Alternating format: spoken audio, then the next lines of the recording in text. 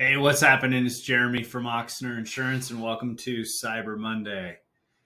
And all over the wires has been for the last week the Snowflake quote unquote attack. Snowflake is a cloud system storing data for different industries. And according to an article that will be credited in the credits below, that Mandiant has been investigating the breach, and it appears that it is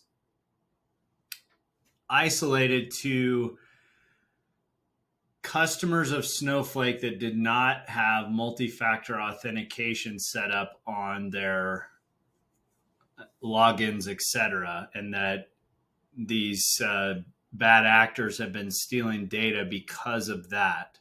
So it's not that Snowflake systems were breached themselves. It was that customers that apparently did not have multi-factor authentication is what is causing this breach. So there's a whole bunch of information in the article that goes back into some of the companies that are investigating it, including Mandiant. And yeah, it says customers' accounts were not configured with multi-factor authentication. So there was some malware installed and it started stealing the data. Well, multi-factor authentication is extremely important. In fact, it's required on cyber policies for insurance in many cases.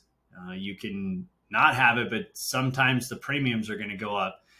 Microsoft and others say that 99% of attacks can be avoided if you have multi-factor authentication.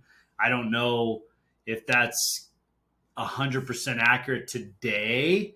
I've read other articles that say that MFA isn't as secure as everyone thinks, but it does add, according to some experts, a 12-minute layer. It takes a bad actor 12 more minutes to attack an MFA-enabled system versus one that is not. So you be the judge. We've had an article and a video that's gone over the differences between 2FA and multi-factor, two-factor authentication and multi-factor authentication. So part of our quiz that we offer at Oxner Insurance, and actually it's part of the cyber threat assessment that you can gain freely by clicking the link in the blog or in the link and the YouTube notes, is there's 3 questions on multi-factor authentication. Do you have multi-factor authentication in place for remote access, for email access, and for network admins? No editing allowed, by the way.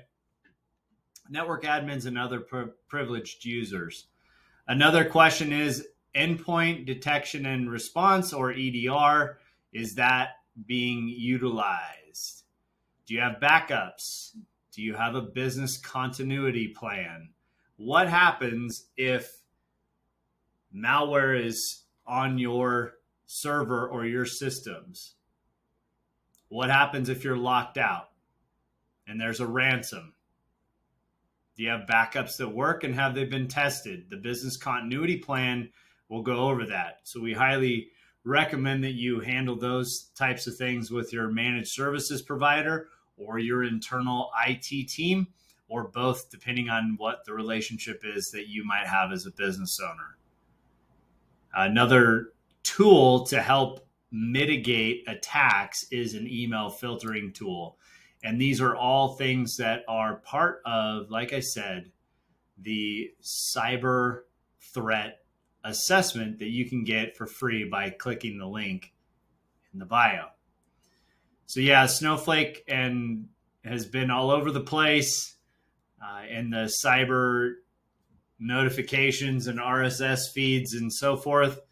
And I just thought it'd be a good idea to share some information that it looks like that Mandiant and there's another one that was investigating it. They're helping Snowflake, and they've determined that some of Snowflake's customers affected that did not have their accounts configured with multi-factor authentication, offering an open door in some cases for the bad actors to steal data. I'm sure there'll be more information coming out on on the Snowflake attack as well as many other cyber attacks. So be cyber secure, work with your cybersecurity team, have a business continuity plan, and have your cyber broad form insurance policy. Thank you so much for watching Cyber Monday. This is Jeremy from Oxford Insurance, and here's to your success.